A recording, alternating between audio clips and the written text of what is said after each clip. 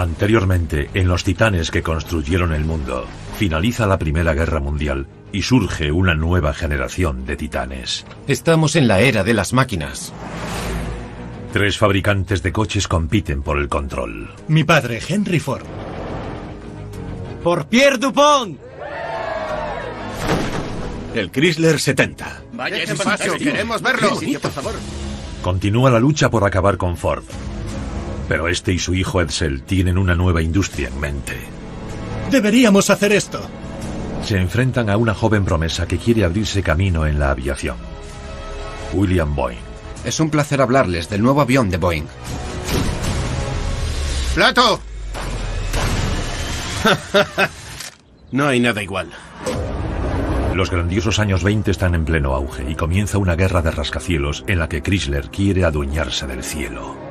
¿Para qué quieres hacer el edificio más alto del mundo? Para mirar desde arriba a General Motors.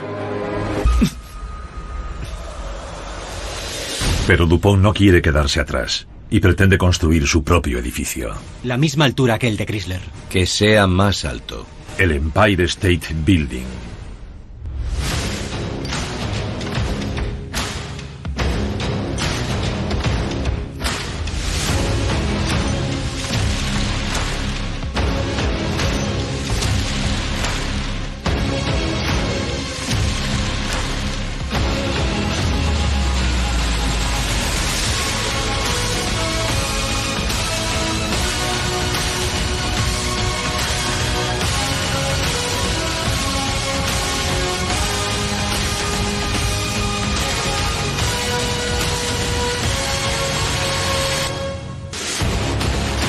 Los titanes que construyeron el mundo.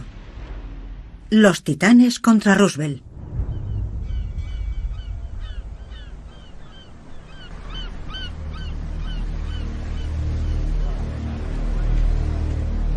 Señor Morgan. Señor Morgan. Caballeros. Por favor. Señor Morgan, ¿cuáles son las mejores inversiones y qué opina de US Steel? Les diría que las acciones de General Motors se han infravalorado. Señor Morgan. Gracias. Otra pregunta, señor Morgan. Señor Morgan, otra pregunta, Gracias, por caballeros. favor. Morgan. En 1929, Wall Street se había convertido en la calle más famosa de Estados Unidos. Y J.P. Morgan Jr. era su rey. A finales de los años 20 había un dicho sobre J.P. Morgan Jr. Lo llamaban Jesucristo y sus 12 apóstoles, lo cual nos da una idea de su relevancia en Wall Street. Decía, en efecto, creo que General Motors tiene mucho futuro, y sus acciones subieron, a lo que le siguió la bolsa. Gracias a Morgan y sus socios banqueros, la bolsa subió casi un 40% en solo un año. Los inversores e incluso los estadounidenses de a pie tenían la sensación de que nadie podía perder. Los pujantes años 20 se caracterizaron por el ir a por todas. Había optimismo, los mercados estaban en auge y cualquiera podía conseguir un préstamo y luego especular. No solo especulaban los inversores profesionales, sino que fue la primera vez que el ciudadano de a pie veía subir la bolsa y decidía, voy a pedir un préstamo para comprar acciones y voy a conseguir pingües beneficios con ello. Fue el boom de nuestra historia. Se creía que estábamos en Ciudad Esmeralda. Poco a poco nos acercamos al triunfo final sobre la pobreza como nunca se ha visto. Pero una industria en concreto recibió más beneficios de la pujante economía. La de los automóviles. En 1929, Estados Unidos gastó $500 millones en coches nuevos. La industria automovilística estadounidense superaba la de cualquier otro país, con la excepción de Alemania, Francia, Gran Bretaña y quizá la Unión Soviética. El 80% de todo el mercado automovilístico de Estados Unidos está controlado por solo 3 empresas. General Motors de DuPont va a la cabeza. Le sigue Ford. Y finalmente Chrysler. Muy bien, echémosle un vistazo. 8 años después de haber dejado General Motors, Ha conseguido que su empresa ocupe el tercer puesto en Estados Unidos, pero está decidido a llegar al primero. Quiero que veáis esto. Para ello quiere cambiar de tercio, llevando la competición a las alturas. Aquí veis que se estrecha hasta el tercer piso. Quiero que parezca que entráis en una ciudad por una puerta. Recientemente comenzó la construcción de una torre, que pretende que sea la más alta del mundo. La llama Edificio Chrysler.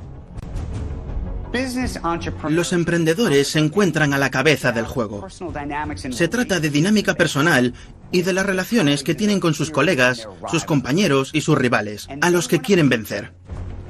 Puede tratarse de un negocio, o de mi casa es más grande, o mi edificio es más grande. Ese es el juego. De eso depende todo.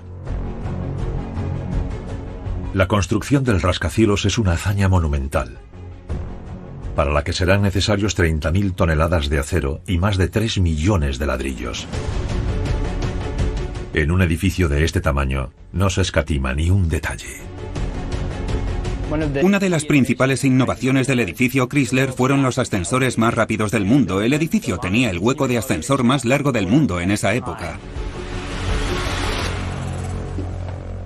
Pero Chrysler no solo quiere que su torre sea la más alta, sino también la más bonita. Todos los emprendedores conocen sus especialidades, sus mejores habilidades. La de Chrysler era la belleza y la precisión. Es acero inoxidable Nirosta, de Alemania. En cualquier cosa que hiciera, Walter Chrysler tenía que ser el mejor. Vale. Quería construir el rascacielos más bonito y el más alto, y sería la comidilla de todo el mundo. Se encuentra a gran altura, a unos 300 metros. El edificio Chrysler mira desde el cielo a la avenida Lexington. Cuando queda poco para finalizarlo, en el verano de 1929, Chrysler quiere que no pase desapercibido para el mundo.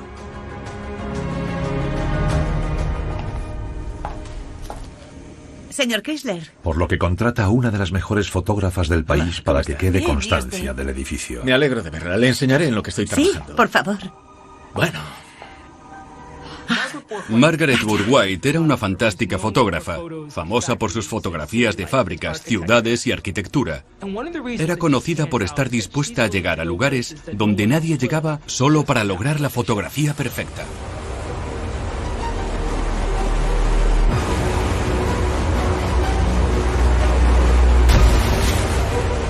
Suspendida sobre Manhattan, Bourke-White capta el espectáculo del edificio de Chrysler.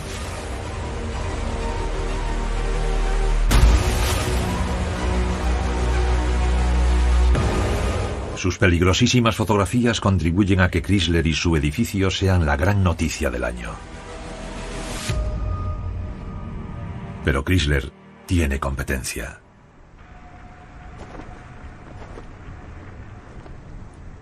A menos de 10 manzanas, DuPont también planea construir su propio rascacielos. El Empire State Building. Han derruido el antiguo Hotel Waldorf Astoria y han reunido más de 40 millones de dólares para la construcción de un edificio equivalente a más de 500 millones de dólares actuales. Sin embargo, ante el adelanto de Chrysler, muchos se preguntan si merecerá la pena la inversión del proyecto. ¿Qué deberíamos hacer? Construir.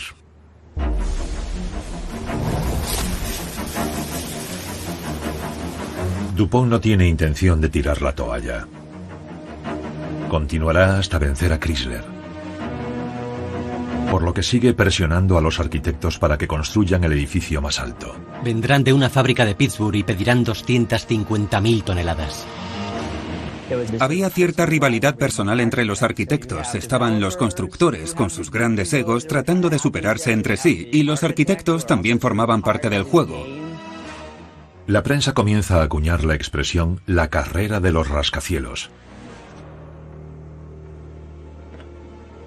Suele ser imposible mantener los planos como algo confidencial, porque deben archivarlos en el departamento de construcciones. Pero con la competición en liza y la construcción casi terminada, Chrysler comienza a preocuparse. Quiere asegurarse de que cuando todo esté acabado, no habrá duda de qué edificio es el más alto. Así que se dirigió a su arquitecto y le dijo: vuelve a la pizarra y ponle más altura, busca la manera de que nuestro edificio sea aún más alto.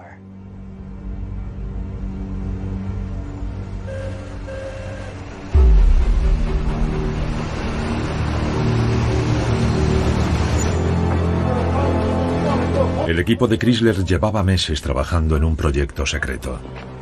Al día siguiente pretende revelarlo ante el mundo. ¡Venga, vamos! ¡Vamos! ¡Aguantad eso! Coronando el edificio y hasta entonces oculta, el equipo de Chrysler ha construido una enorme aguja de acero.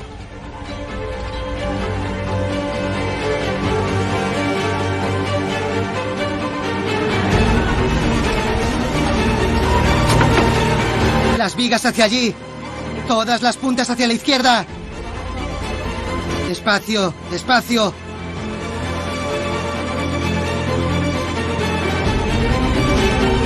Vale, subimos, subimos. Cuidado. En medio de la noche, el equipo eleva la estructura de metal en la parte superior del edificio.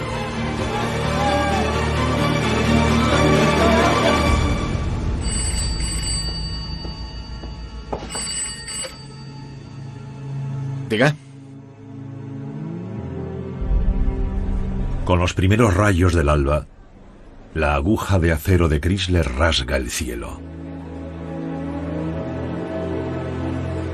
Por la noche, Chrysler ha añadido casi 60 metros al edificio, cuya altura supera a la Torre Eiffel.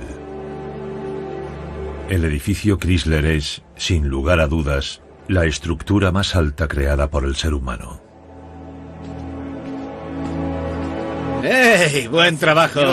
Gracias, señor. Buen trabajo, Muy bien, chicos. muy bien. Buen trabajo. Sí.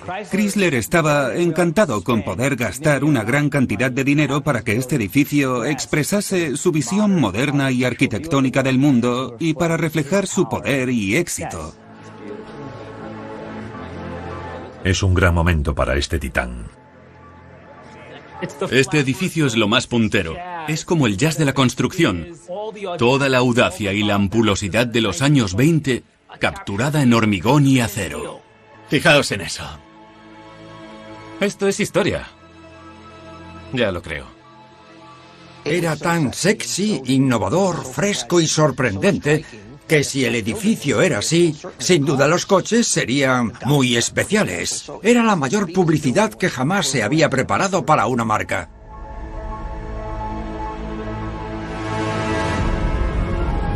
El edificio Chrysler, en la calle 42 con Lexington, es la estructura más alta del mundo.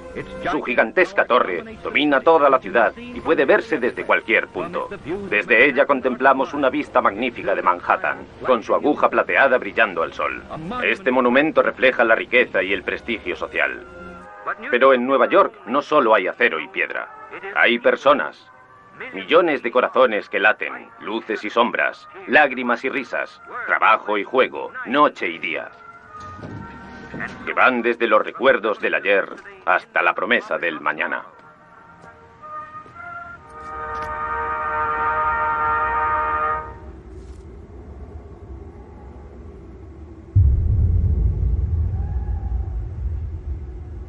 Menos de 24 horas después de que Walter Chrysler coronara su edificio, la bolsa de Nueva York cae en picado. El año anterior a la caída de la bolsa de 1929, todo el mundo hacía fortuna. Había una creencia, un optimismo de que el mercado al alza no tendría fin. Nadie había previsto lo que ocurriría en octubre de 1929. En tan solo un instante se acabaron los pujantes años 20. Y las fortunas de los titanes y de todo el país no volverán a ser las mismas.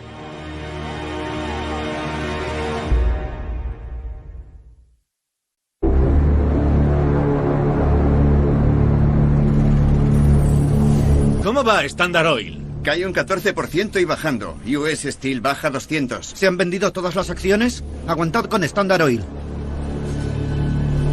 En tan solo 3 días, la bolsa perdió casi la mitad de su valor.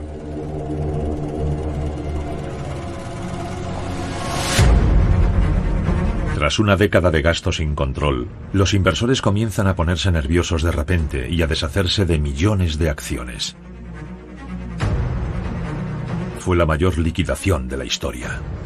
Los agentes saben lo que pasa y lo que ello conlleva, y todo va sumando. La situación comienza a acelerarse y cuando el mercado empieza a liquidar en 1929, todo se disparó. A cualquier agente de bolsa que mirara las pantallas en 1929 y viera que los números no paraban de bajar y bajar, se le pararía el corazón. Creo que había gente que ni siquiera se creía lo que estaba viendo.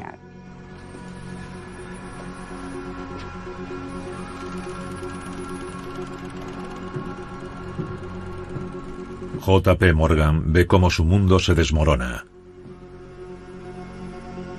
Pero sabe que si hay alguien que pueda sacar al mundo de la crisis, es él. Por favor, señor Morgan. Señor Morgan, ¿qué ocurre? Unas preguntas. ¿Ha dejado de caer la bolsa? Se acabó lo peor. Todo irá bien. ¿Está seguro? Estoy seguro. Todo irá bien. ¿No es un poco precipitado? Señor Morgan, por favor. JP Morgan dice que todo va bien y todo el mundo sigue comprando. US Steel sube 1,7. Bien. Tan solo con el poder de su palabra, JP Morgan consigue darle la vuelta a la bolsa y se asegura de comprar al valor más bajo para conseguir mayor beneficio. Muchos creen que la Gran Depresión comenzó justo después de la caída de la bolsa. Se considera que la caída del 29 fue el comienzo de la Gran Depresión, pero fue 2 años después cuando los estadounidenses sufrieron los estragos de esta crisis. En el ámbito de la bolsa existe algo llamado recuperación en V. Baja muy rápido, pero también sube muy rápido. En ese breve instante tras la caída, sí que hubo una pequeña V, pero en ese momento se pensó que era grande. Pedimos 5 metros cúbicos. Ante el aparente fin de la crisis, DuPont aún pretende superar a Chrysler con el edificio más alto del mundo, el Empire State Building. En otoño de 1929, Raskov y DuPont seguían haciendo números. DuPont consideraba que tenía sentido seguir adelante y que no había motivos para pensar que su proyecto no fuera a ser un éxito económico. Pero la nueva aguja de Chrysler ha complicado los planes de DuPont. Por tanto, sus arquitectos añaden más pisos para aumentar la altura. ¿Será más alto? Sí, 321 metros. ¿Y el edificio Chrysler? 320 metros. 1 metro más alto. Pues sí. Según los planos originales del Empire State Building, habría una última planta plana a una altura superior que la del edificio Chrysler. 1 metro más. Chrysler puede plantar un paraguas y decir que es más alto. Pero obviamente esto no les aseguraba nada. No había mucho margen para establecer que tenían el edificio más alto del mundo. Por tanto, en diciembre de 1929 anunciaron que habían pensado erigir una estructura de 76 metros, principalmente decorativa, lo cual decía mucho. DuPont quería que el edificio de Walter Chrysler quedara en la sombra literal y figuradamente.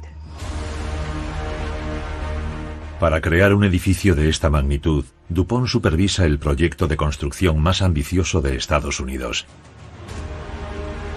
A diario llegan 57.000 toneladas de acero de Pittsburgh. Todos los materiales, el acero, la piedra, las tuberías, todo debía llegar justo a tiempo para ser colocado en su sitio. Según cuentan, el acero aún estaba caliente.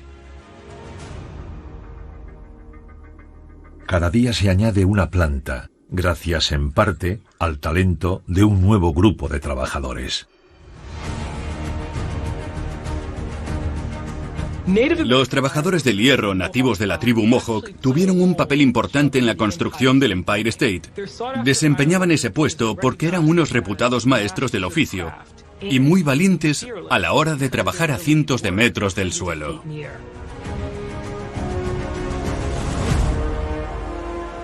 El Empire State es todo un coloso. Es 3 veces más grueso que el edificio Chrysler y es el primero en el mundo que cuenta con más de 100 pisos.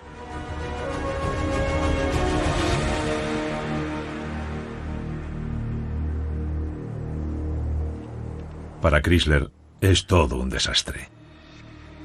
El edificio de su enemigo lo supera justo delante de él.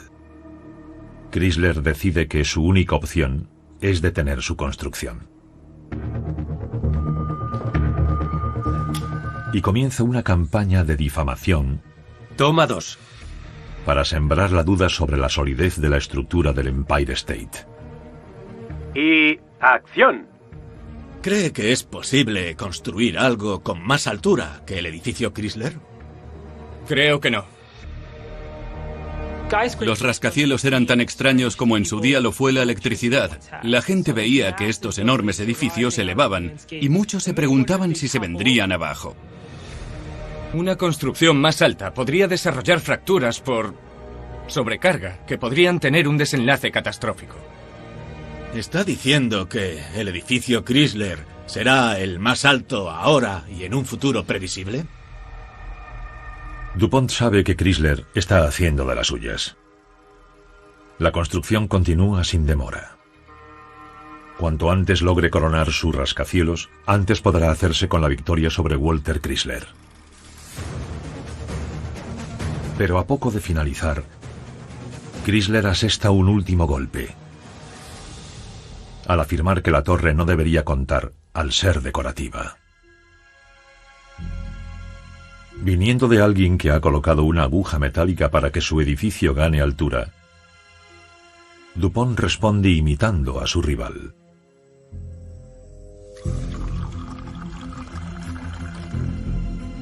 Declara ante la prensa que la torre es mucho más que decorativa. Es un puerto aéreo para dirigibles. Y puede demostrarlo. Anunciaron un plan para erigir un mástil de amarre al que podrían fijarse los dirigibles. Los pasajeros saldrían y podrían bajar por el ascensor. Pero todo esto no eran más que fantasías. De hecho, ningún dirigible llegó hasta la torre de DuPont. La imagen que llegó a la prensa era una fotografía falsa creada por un especialista, medio siglo antes de que existiera Photoshop. En esa época sabían que los dirigibles no lograrían acoplarse al mástil de amarre. Cuando vas volando a 380 metros, la fuerza del viento es asombrosa. Ningún capitán estaba dispuesto a acoplarse a la cima del Empire State. Si acaso el mástil de amarre parecía un signo de exclamación que anunciaba el fin de la carrera. Ya no podéis vencernos.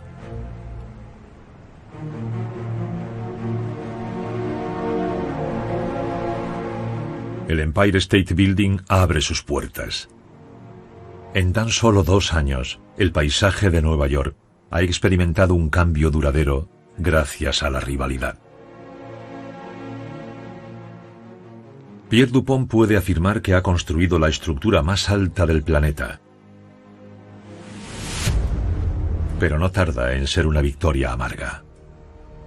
Nadie alquila espacios para oficinas. El Empire State Building está prácticamente vacío. Hay ciertos mitos en torno a lo que ocurrió con la Gran Depresión en cuanto a los tiempos. Parecía que después de 1929 las cosas podrían ir bien. Pero por un momento, la recuperación en V se convirtió en una V muy pequeña antes de desplomarse. 20 En 1931 ya ha llegado la Gran Depresión. Y esta vez ni siquiera JP Morgan puede detenerla.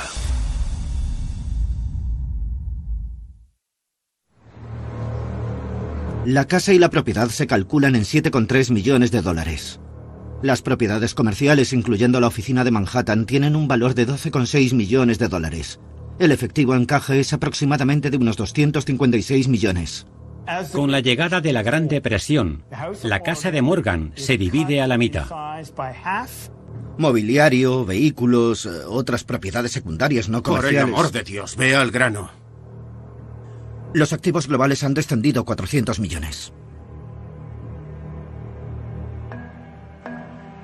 Se vio gravemente afectado. La bolsa pierde el 90% de su valor. Y Estados Unidos se enfrenta a otro inesperado desastre. Los bancos del país también comienzan a fallar. Todos guardamos el dinero en el banco y esperamos poder retirarlo con algunos intereses. Pero si nos asustamos, yo quiero llegar al banco para sacar mi dinero antes de que lo hagas tú. Cuando todos lo sacamos, se produce un pánico bancario y el banco se viene abajo. A finales de 1931, 3.000 bancos cerraron. Y con ellos miles de millones de dólares desaparecieron sin más. ¿Ves cómo desaparece tu capital? En muchos casos, en cuestión de minutos o de horas. Solo son números, pero ahí subyace una realidad. Muchas personas vivieron ese momento y los cambió. Los cambió para siempre. La mitad de la mano de obra de Estados Unidos busca trabajo desesperadamente. Los matrimonios han descendido un 22%, la natalidad se ha desplomado, pero los suicidios aumentan un 40%.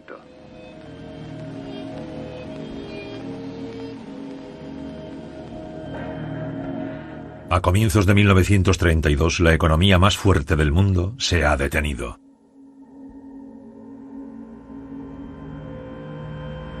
Se trata de la recesión económica más profunda y duradera.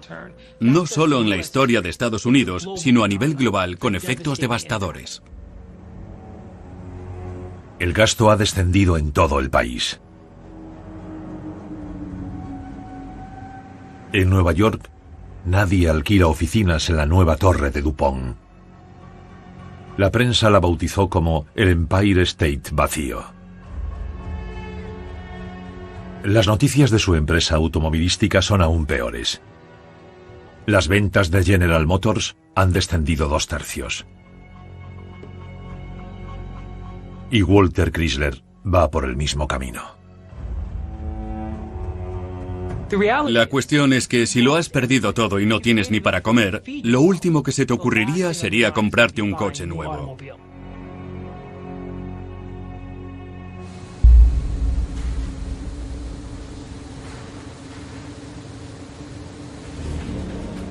Henry Ford considera que se encuentra bien posicionado para soportar la recesión. Henry Ford nunca se fió de Wall Street. Creía que lo que hacían era un juego para estafar a todos. ¿Va todo bien? Por tanto, cuando llegó la Gran Depresión y todas las acciones de las empresas empezaron a bajar, Henry Ford decía: yo no juego en bolsa.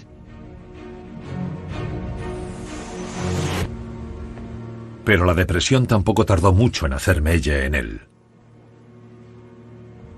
Las ventas de coches de Ford no habían sido tan bajas desde antes de la Primera Guerra Mundial.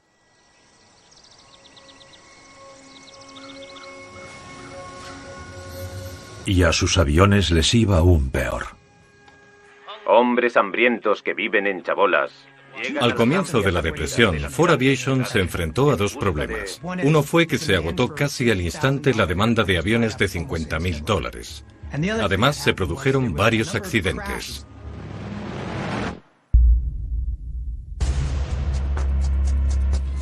En tan solo un año hubo 4 accidentes graves con trimotores de Ford, en los que murieron más de 40 personas. En varios casos, todos los tripulantes murieron.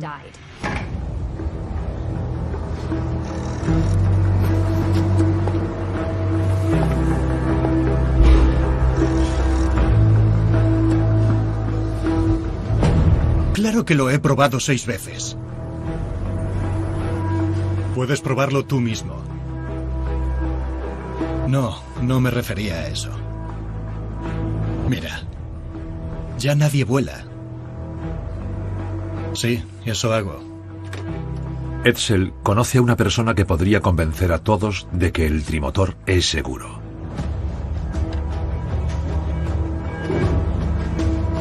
Pero el socio de Ford en aviación, Charles Lindbergh,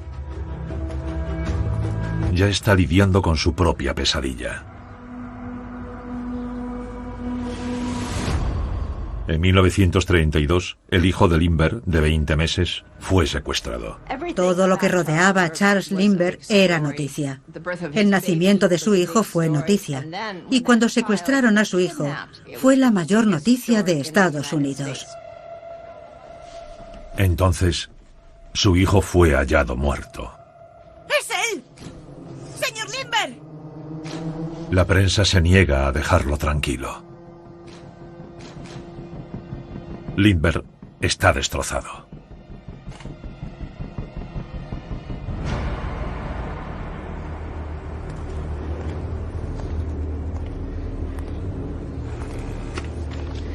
¿Y si construimos con metal? Ya sabes, con aluminio.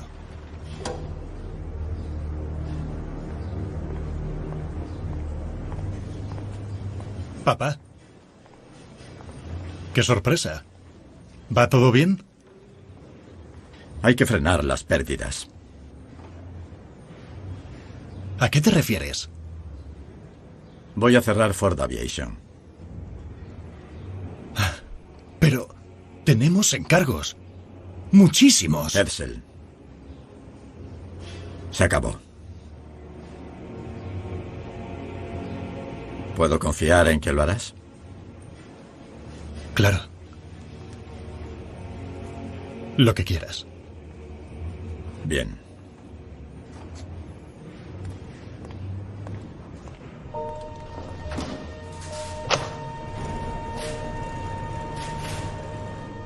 Edsel estaba destrozado.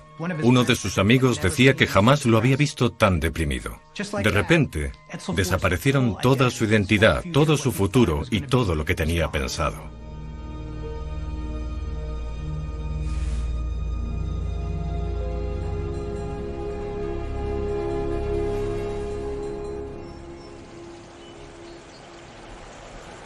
Pero mientras que a muchos de los titanes les cuesta sobrevivir a la Gran Depresión, uno de ellos prospera. William Boeing. Aunque el resto del país estaba sumido en una depresión, existían contratos lucrativos de correo aéreo con el gobierno estadounidense, sobre todo para Boeing a principios de los años 30.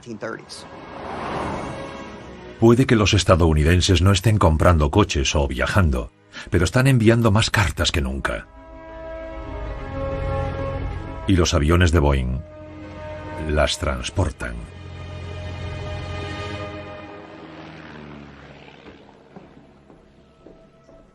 Boeing controla gran parte del correo aéreo, pero quiere su totalidad.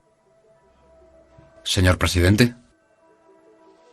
Se desplaza a Washington para explicarle el caso al presidente Herbert Hoover. Los dos sabemos que no hay supervisión.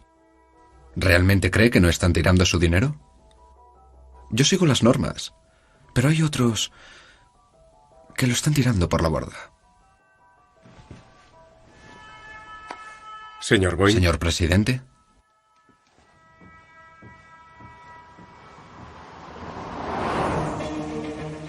William Boeing convenció a la administración Hoover de que las pequeñas empresas con las que tenía contratos de correo aéreo estaban engañando al gobierno federal.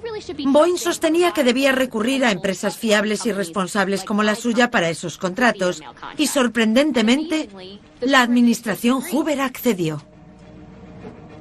Las nuevas rutas tienen un valor de millones de dólares para el negocio en expansión de Boeing. Mientras que el resto de la industria apenas puede sobrevivir, Boeing compra empresas de aviación por mucho menos de su valor y las incorpora a su imperio. Bill Boeing se embarca en este increíble negocio vertical. Aviones, motores, propulsores, posee una escuela para formar a pilotos y mecánicos e incluso construye su propio aeródromo. Todo bajo la misma empresa. Tras adquirir pequeñas empresas por todo el país, las unifica en la aerolínea más grande del mundo. Y a esta nueva empresa la llama United.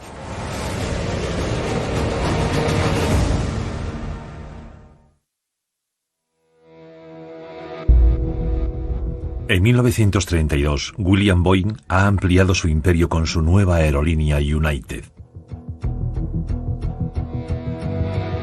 Pero para la mayor parte de los estadounidenses, la depresión está pasando factura.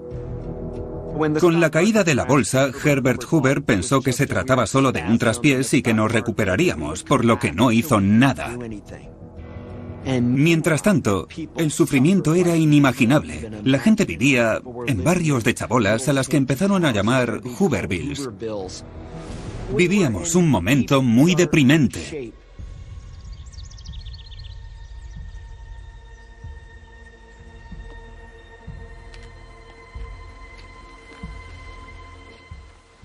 La situación empeoró tanto que los negocios estadounidenses estaban en grave peligro. Necesitaban consumidores, una divisa sana y un sistema bancario sano.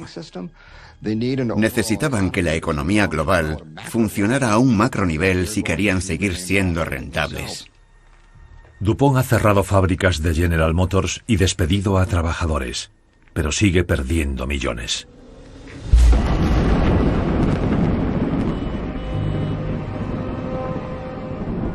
En Nueva York, Wall Street es una zona fantasma y JP Morgan está perdiendo dinero.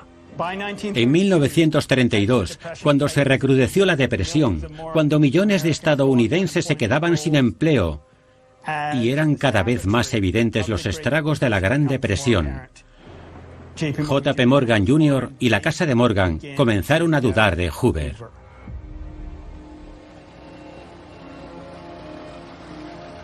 Muchos magnates creían que había habido muy mala gestión por parte de la administración Hoover y que había que hacer algo. Morgan y DuPont deciden que es hora de hacer un cambio. A la vista de las elecciones se proponen echar al presidente Hoover de su cargo. Conocen a un candidato de la élite como ellos, de una de las familias más respetadas del país en política.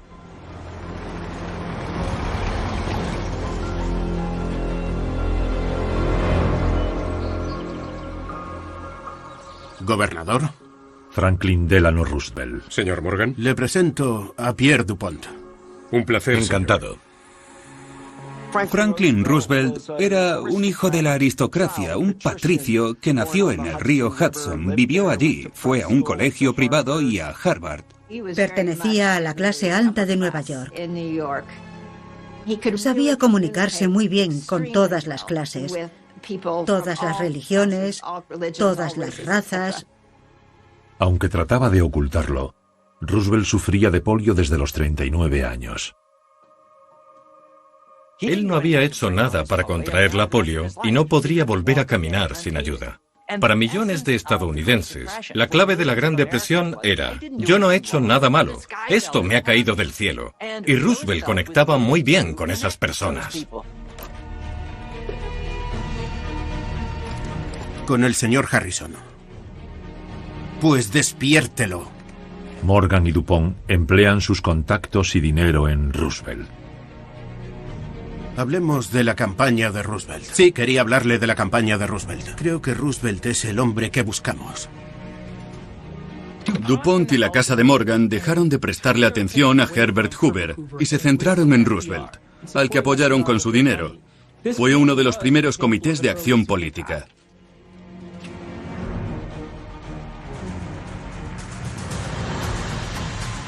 En su campaña, las multitudes aclaman a Roosevelt.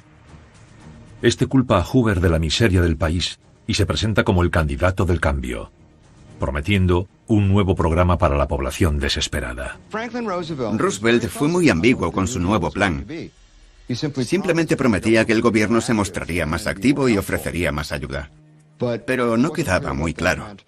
Lo único que se sabía es que quedaba mucho mejor que la postura de Hoover de hacer poco y tarde. Estoy seguro. Roosevelt era un gran político, ya que sabía llegar a los desempleados y a la clase trabajadora sin sobresaltar a los ricos titanes industriales. Pues ya lo veremos. Roosevelt gana las elecciones de forma aplastante.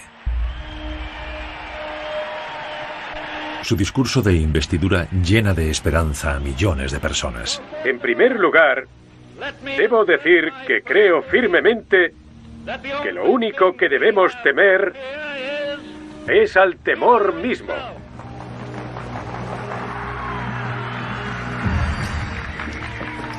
Buenos días, señor. Y hay que poner fin a un comportamiento de la banca y los negocios que a menudo han depositado una fe ciega en delitos egoístas y crueles. Este fue uno de los grandes discursos políticos del siglo XX. Las prácticas de usureros sin escrúpulos han sido condenadas por el Tribunal de la Opinión Pública. Los banqueros de Morgan esperan que la Casa Blanca los escuche, como había sucedido desde 1918, más o menos. Aunque parece ser que se equivocan. En su discurso, Roosevelt afirma que lo primero que hará será ir a por los banqueros. Este país exige acción, y una acción inmediata.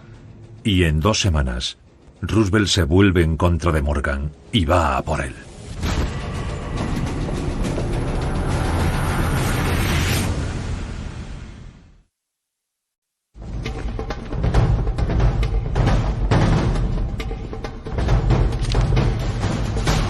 ¿Qué demonios es esto?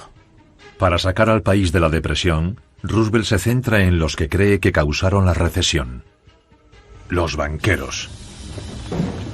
Roosevelt necesitaba un enemigo para justificar los grandes cambios que debería poner en marcha para que funcionase la economía. Era tan buen político que sabía que debía buscarse un enemigo al que odiase mucha gente. J.P. Morgan era el indicado. Su nombre era sinónimo de Wall Street. Al igual que hoy, si estás descontento con los grandes negocios, llamas a Jeff Bezos a declarar en el Congreso o a Mark Zuckerberg. J.P. Morgan era ese hombre.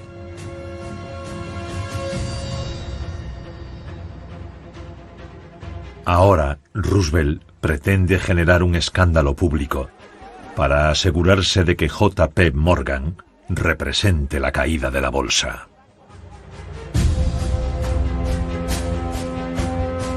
Roosevelt designó a un duro abogado de Nueva York, Ferdinand Pecora, para que interrogara a Morgan ante el Congreso.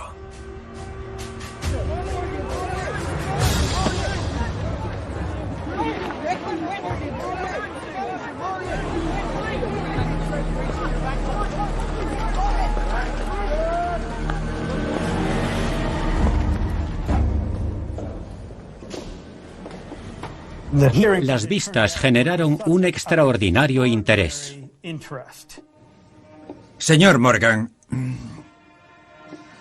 muchas gracias por su presencia hoy. Era finales de mayo o principios de junio y hacía un calor poco habitual en Washington. En aquella época no había aire acondicionado. Era agobiante en todos los sentidos. ¿Sabe qué porcentaje de su negocio total y sus beneficios totales proceden de las transacciones en bolsa? No exactamente. Tardaría mucho en averiguarlo. ¿Por qué motivo no guarda ningún registro escrito de las operaciones? Por motivos de comodidad. Tardaría mucho en redactarlos. Y no le servirían de nada. Claro.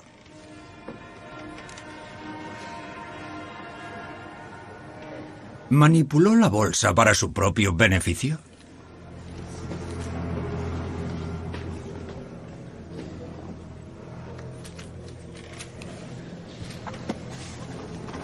¿Y bien? Sí, verá. Señor Morgan, responda, por favor. ¿Sí o no?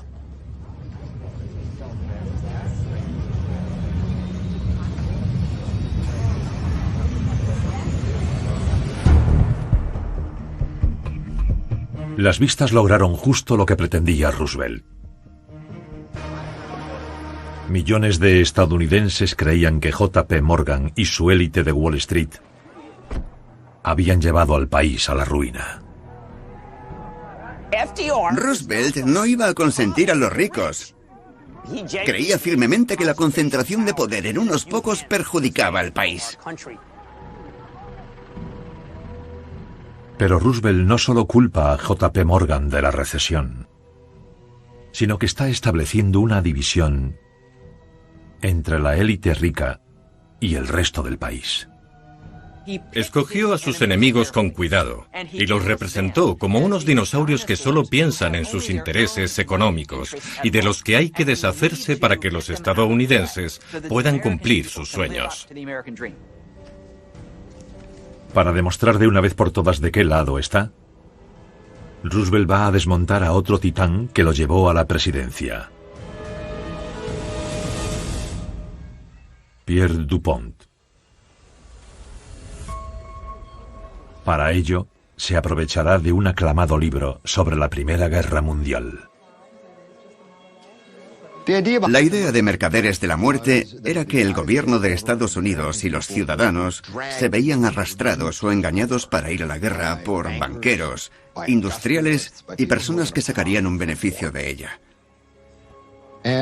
Uno de los mayores villanos al que apuntaban era DuPont. Pierre DuPont y su empresa se sintieron muy ofendidos. Realmente no creían que hubieran hecho nada delictivo. DuPont se ve sometido a una investigación por parte del Congreso.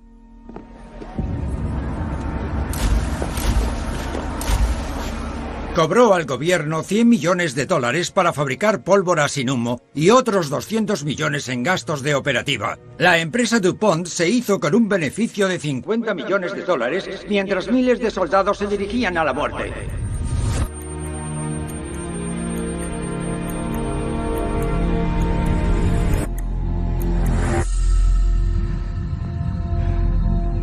Solo es un delincuente que se aprovecha de la guerra y no actúa de acuerdo con los intereses de miles de vidas de estadounidenses. Todo lo que DuPont trataba de olvidar vuelve a salir a flote.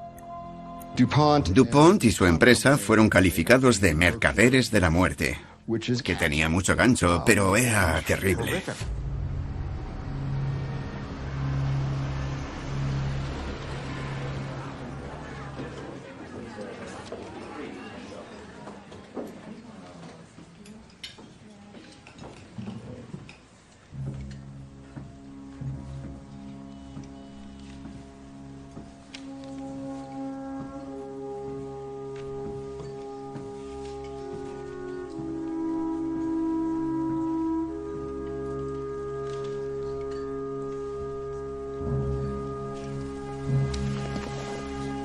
Franklin Roosevelt era un político muy inteligente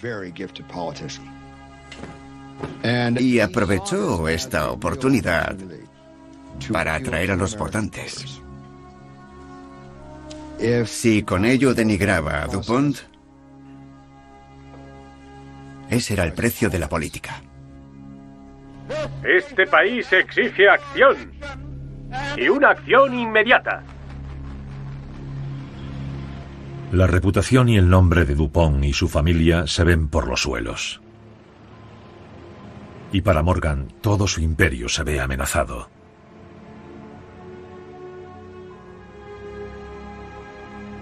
El Congreso aprueba una ley que establece las normas de cómo puede operar Morgan.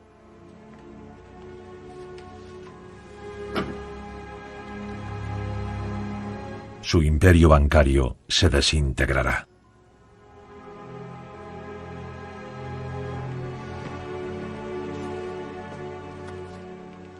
Estos titanes están acostumbrados a llevar la voz cantante y a hacer las cosas a su manera. No les gusta que se inmiscuya el gobierno. Ahora que no puede hacer negocios a su manera en Estados Unidos, Morgan se centra fuera del alcance de Roosevelt, en el extranjero. JP Morgan Jr. prestó millones de dólares a varios países para financiar todo tipo de regímenes. Financió al Imperio Británico, a la República Francesa y también a Japón y a Alemania.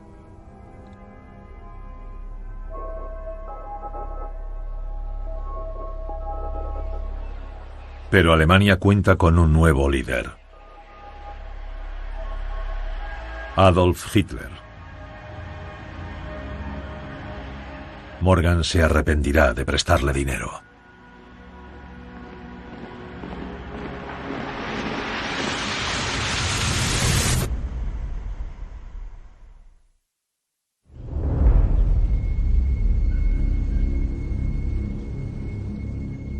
Tras las duras medidas adoptadas contra Morgan y DuPont, Roosevelt pasa a la segunda fase de su plan de recuperación: devolver el empleo al país. El presidente Roosevelt ha anunciado al país que su proyecto será un ejemplo de financiación para las generaciones venideras. Las carreteras y caminos se están adaptando para los coches a motor. La democracia va a toda velocidad. Roosevelt iba a buen ritmo con sus programas del New Deal, con los que construía puentes, carreteras e infraestructuras para ofrecer una forma de financiación constante a las clases medias, bajas y a los desempleados. Roosevelt elige un proyecto como pieza central de su nuevo plan. Necesitará muchísima mano de obra y 3 millones de metros cúbicos de hormigón. Un proyecto de tal magnitud sería perfecto para industriales como Ford o DuPont. Pero Roosevelt no confía en ellos, por lo que se lo asigna a un desconocido. Se trata de Henry Kaiser. Henry Kaiser comenzó desde abajo en la industria de la construcción. Es hijo de inmigrantes y de orígenes humildes. No ha ido a escuelas privadas. Pero lo que siempre supo es que estaba dispuesto a trabajar más duro y más tiempo que nadie. Hay que ver si se pueden poner los cimientos. Un día habrá tanta gente trabajando para él que fundará una empresa sanitaria para sus empleados. Kaiser Permanente. Todo esto habrá que llevárselo. Pero ahora mismo es un don nadie. ¿De acuerdo? Y...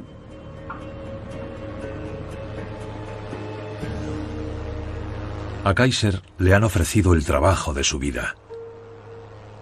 En el oeste, en un desierto árido y caluroso, el proyecto de Kaiser ya está en marcha.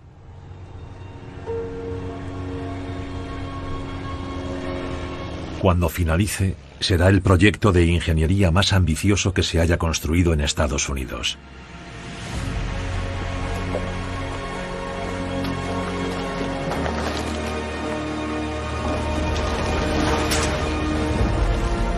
La presa Hoover.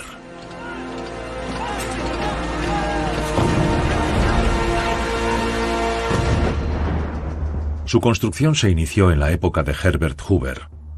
Se abrieron enormes túneles a través de la sólida roca para desviar el río Colorado. 2 años después de comenzar, la cuenca del río está seca y preparada. Pero aún no se ha comenzado la presa en sí. La prensa la califica de el agujero de 50 millones de dólares.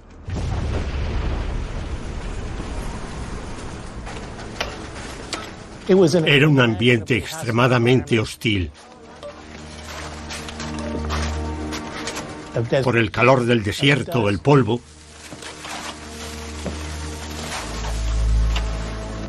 ¿Y mi ingeniero? Los hombres que trabajaron allí decían que nunca habían sufrido unas condiciones tan duras.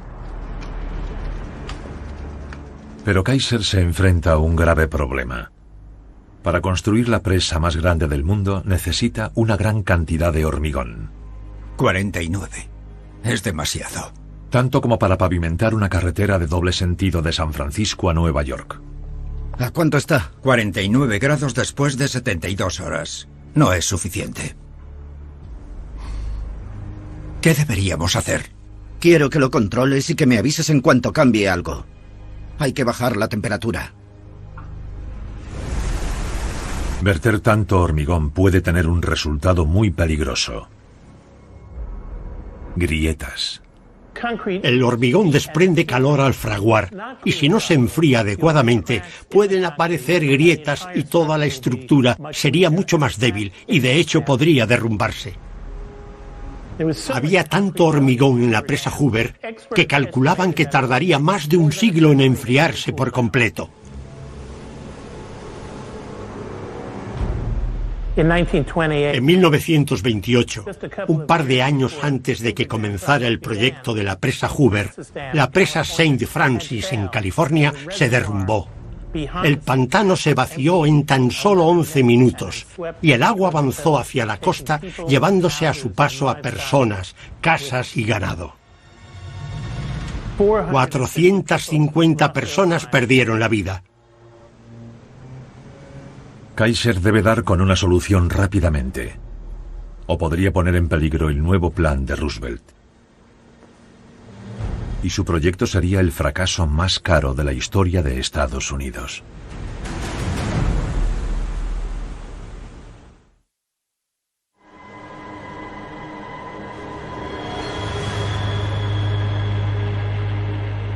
En el desierto de Nevada se lleva a cabo el proyecto más importante del New Deal de Roosevelt.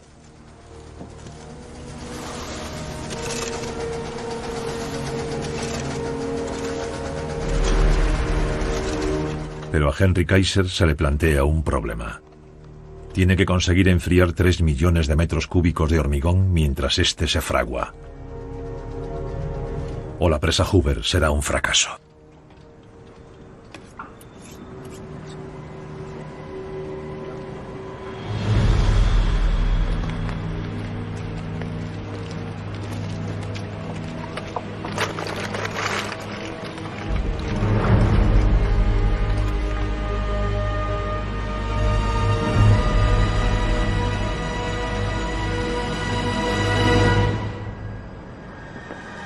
Henry Kaiser era de los que decían, hay que hacer esto cueste lo que cueste. Un ejemplo es el reto al que se enfrenta cuando debe dar con la forma de enfriar el hormigón usado en la construcción de la presa Hoover. Junto con su equipo, se les ocurre enfriarlo de dentro a afuera.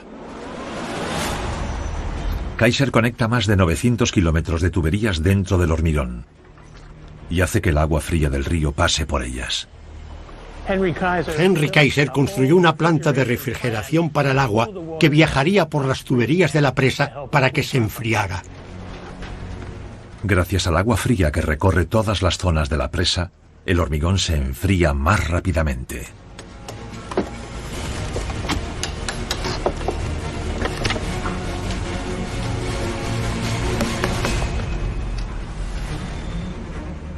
Uno de los requisitos básicos para el éxito en los negocios es ser decidido porque encontraremos escépticos. Y hay que ser resolutivo y decir, confío en que esto va a funcionar, voy a dedicarle toda mi energía.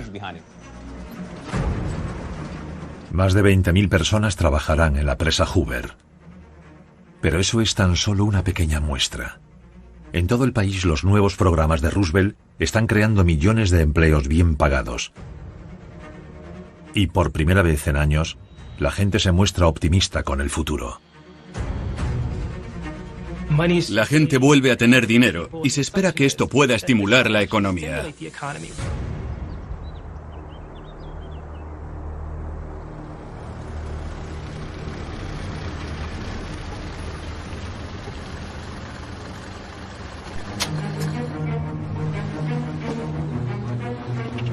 Buenos días, señor Boyd. Buenos días.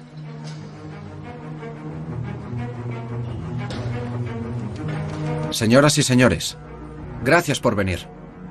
Serán los primeros estadounidenses en presenciar el futuro de la aviación.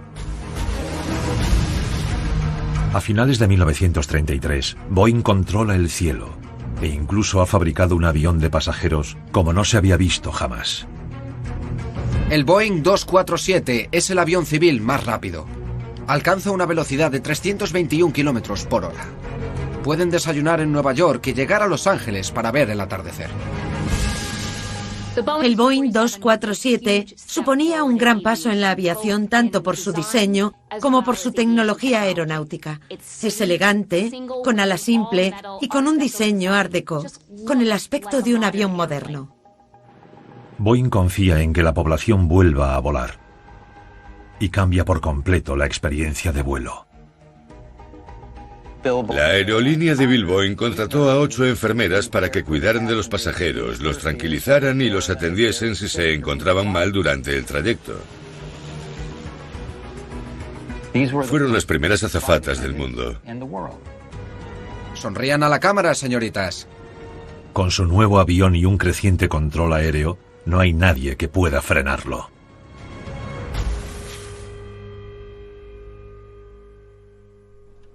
Salvo un hombre, el presidente. Cree que el gobierno debería encargarse del correo, no Boeing. Roosevelt encuentra su oportunidad con un escándalo. Señor Boeing. Señor presidente. El escándalo del correo aéreo fue un desastre para William Boeing. La reputación de su empresa cayó por los suelos, porque los periódicos de todo el país publicaban en sus portadas noticias de corrupción, sobornos y tejemanejes, y de repente el imperio aeronáutico de William Boeing generaba recelo entre la población.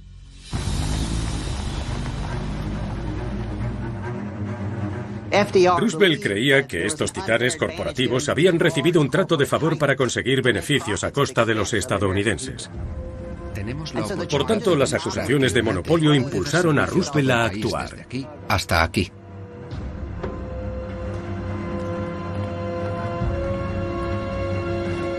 ¿William Boeing? ¿Sí? ¿Qué es esto?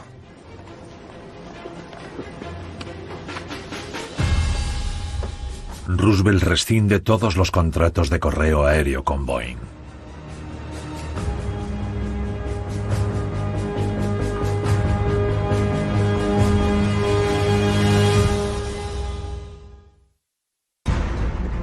Ante un posible escándalo, Roosevelt rescinde todos los contratos de correo aéreo con William Boeing.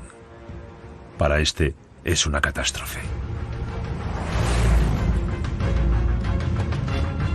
William Boeing contaba con esos ingresos para seguir invirtiendo y expandiendo su negocio.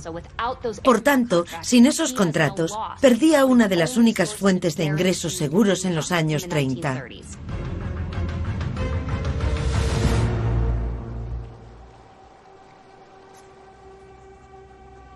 Al igual que con la empresa Hoover, Roosevelt cree que el correo aéreo quedaría en mejores manos si dependiera del gobierno. Se habían dado casos de corrupción y sobornos, por lo que el presidente Roosevelt decidió que el Cuerpo Aéreo del Ejército de los Estados Unidos se encargaría del correo. El Cuerpo Aéreo del Ejército debía escoger a pilotos con gran experiencia que hubieran volado a diario por unas rutas establecidas con horarios fijos. Ahora deben tomar el relevo y continuar. El ejército no tarda en darse cuenta de que no están preparados para el trabajo. Sus aviones son restos de los de la Primera Guerra Mundial y muchos de los pilotos no tienen experiencia. No tienen aviones ni infraestructuras para volar día y noche, con plazos ajustados y con todo tipo de condiciones meteorológicas. Los jóvenes pilotos que vuelan aviones antiguos están abocados al fracaso. En unas 6 semanas, hubo más de 60 accidentes en los que murieron jóvenes pilotos. Fue una pesadilla para la imagen pública de Roosevelt.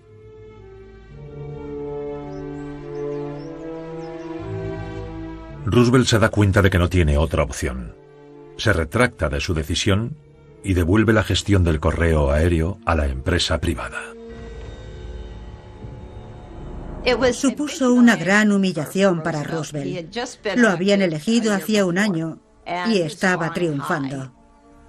Era muy popular por su New Deal, pero esta fue su primera derrota política. Pero cuando Roosevelt devuelve el correo aéreo, esconde una trampa. El gobierno no volverá a permitir que las empresas fabriquen aviones y además los piloten. El imperio de Boeing se viene abajo, pero para el presidente no es suficiente. Como castigo por crear un monopolio, Roosevelt prohíbe de por vida a William Boeing que vuelva a encargarse del correo aéreo. Esto supone un duro golpe para el titán de la aviación.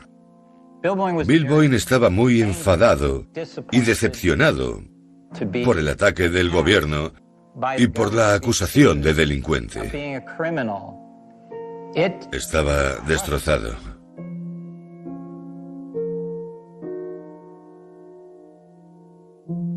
No podía asimilarlo.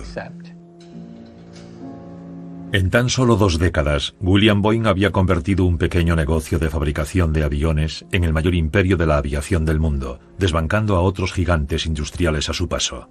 Aunque la empresa que lleva su nombre deberá reestructurarse y continuar, William Boeing se ve obligado a retirarse. Roosevelt ha acabado con otro titán. Tras el escándalo de Boeing, Roosevelt quiere que todas las empresas estadounidenses cumplan las normas. Para ello, aprueba una nueva y amplia ley que obliga a las empresas a permitir los sindicatos. Fue un momento extraordinario. Esto modificó por completo la estructura del poder de la industria estadounidense. Quedó claro que los grandes magnates no conocían los deseos ni las necesidades de los trabajadores. De esta forma, Roosevelt trataba de demostrar a la población que podía mantener el capitalismo, pero mejorando la vida de los que estaban atascados en el sistema con horribles trabajos, al mejorar sus condiciones. Para los gigantes industriales, la ley supone un ataque al capitalismo. Fue un gran cambio. El gobierno, en cierto sentido, te dice cómo tienes que llevar tu negocio. Se hacen empresarios porque no les gusta que nadie les diga lo que tienen que hacer, y ahora el gobierno es lo que pretende. No les gustó ni un pelo. Al que más le disgustó fue a Henry Ford.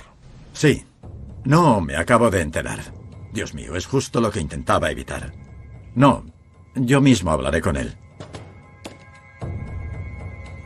Lo que decía Roosevelt era: sí, tenéis mucho poder, pero ese poder debe ser equilibrado. El Henry Ford de la época del modelo T era una persona muy popular por el sueldo de $5 al día, pero no creía en el movimiento sindical. Por tanto, si eras un sindicalista que trabajaba en las instalaciones de Henry Ford, el empleo no te duraría mucho tiempo. Ford llama tirano a Roosevelt y afirma que jamás negociará con los sindicatos. Henry Ford se sentía amenazado por Roosevelt. El problema para muchos industriales de la época era que veían que el gobierno federal trataba de dictarles cómo dirigir sus negocios. Y esto no le sentó bien a Henry Ford. Nadie iba a decirle cómo llevar su propio negocio. Los grandes empresarios no quieren normas. Nunca las quieren. Nadie las quiere. Pero en ese momento, el ciudadano de a pie, el trabajador, quería mejorar sus derechos. En medio de una depresión, las exigencias de los titanes cayeron en saco roto porque su voz no era la más importante.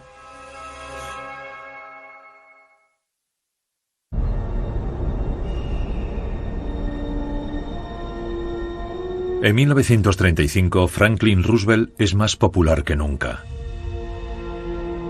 Y en el oeste, el presidente se apunta a otra gran victoria para su New Deal: la inauguración de la presa Hoover.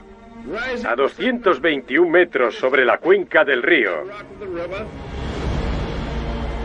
y conformando la frontera de una región, hemos venido para celebrar la finalización de la mayor presa del mundo. La presa Hoover cambió Estados Unidos y dotó de electricidad a miles y miles de familias. Creó empleo para decenas de miles de personas, no solo en su construcción, sino también en su gestión. La presa Hoover era en cierto modo el proyecto perfecto del New Deal. Iluminó a la gente y les dio esperanza, también confianza. Podíamos hacer cosas nuevas, podíamos volver a lograr cosas y a superar el miedo. En la inauguración de la presa destacó la ausencia del hombre que la construyó. Henry Kaiser. Roosevelt le había encargado la supervisión de otros proyectos como el puente de la bahía de Oakland y la presa Grand Coulee, cuyo valor ascendía a $250 millones. Era una enorme inversión en Estados Unidos, que Roosevelt pagaba gracias a la gran subida de impuestos para los titanes más ricos del país. La administración Roosevelt debía encontrar formas de financiar el New Deal, y una de ellas fue el impuesto a los ricos. Roosevelt tuvo la osadía de subir el impuesto a los ricos hasta un 75%, lo cual asustó muchísimo a los titanes de la industria.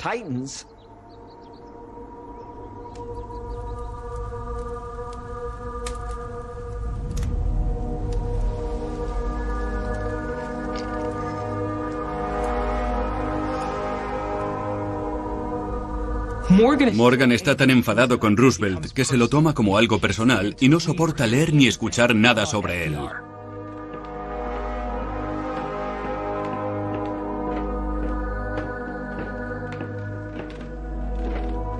Espere.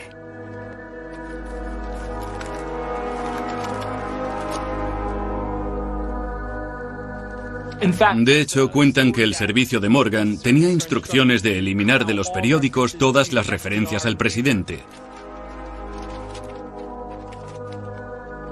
Gracias. Morgan consideraba que Roosevelt era un traidor a su clase, un embustero, un vil izquierdista que había traicionado a los de su clase para ayudar a las masas, lo que, para él, era un pecado capital.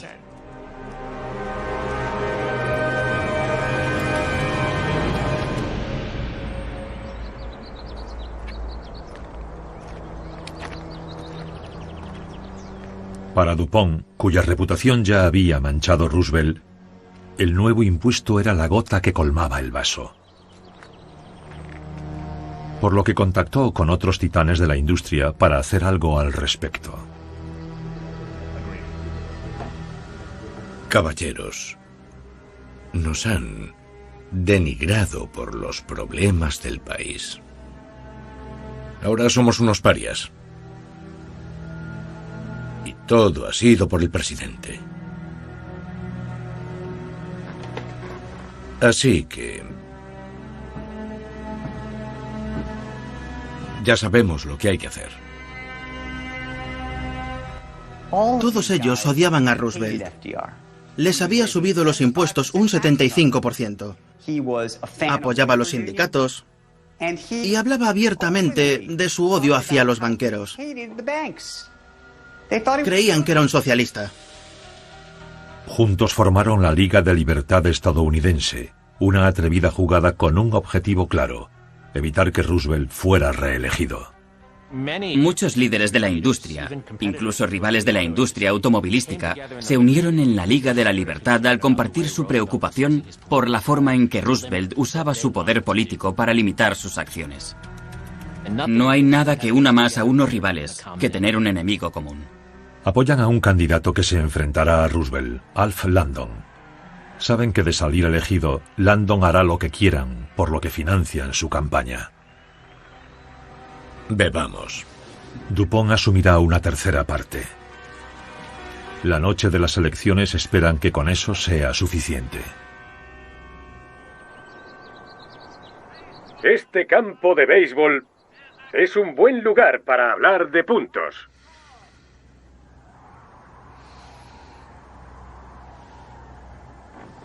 Desde aquí, parece que ya nos hemos alzado con la victoria.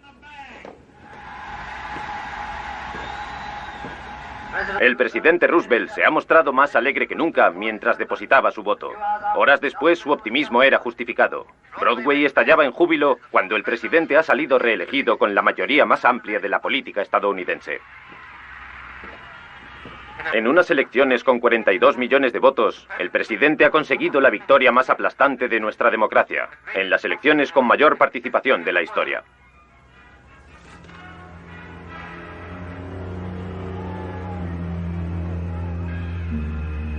Roosevelt ha sido reelegido presidente por mayoría. Tan solo en 2 estados no ha salido ganador. Los esfuerzos de la Liga de la Libertad han sido en vano. La Liga de la Libertad fracasó por una sencilla razón. Las políticas de Roosevelt funcionaban, mientras que ellos tenían un argumento muy débil. ¿Qué defendían? ¿Volver a Herbert Hoover? ¿Quién apoyaría eso? La reelección de Roosevelt supone 4 años más de lucha con la Casa Blanca. En ese momento, los Titanes y Roosevelt son grandes rivales. Pero ninguno es consciente de que el auténtico enemigo se encuentra a más de 6.000 kilómetros. Está conformando su ejército y volviéndose cada día más poderoso.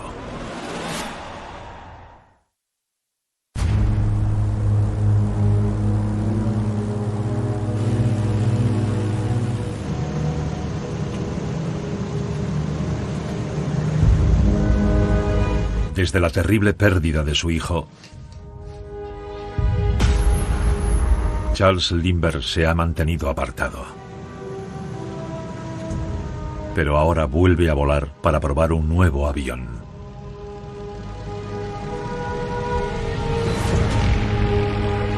Para Hitler.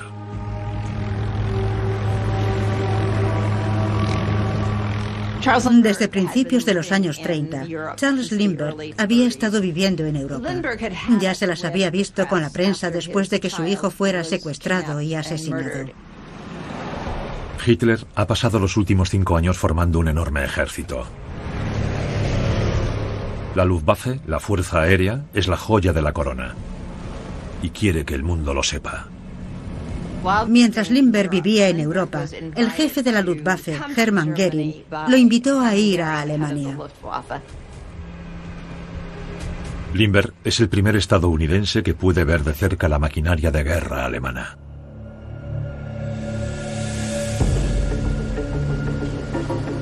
Es parte de su legado. Lindbergh pasó de ser un héroe estadounidense a ser amigo de los nazis.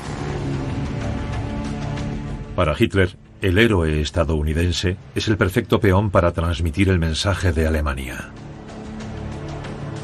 Hitler esperaba que Lindbergh se sorprendiera con los avances que los alemanes habían logrado en cuanto a la producción aeronáutica. Y así fue.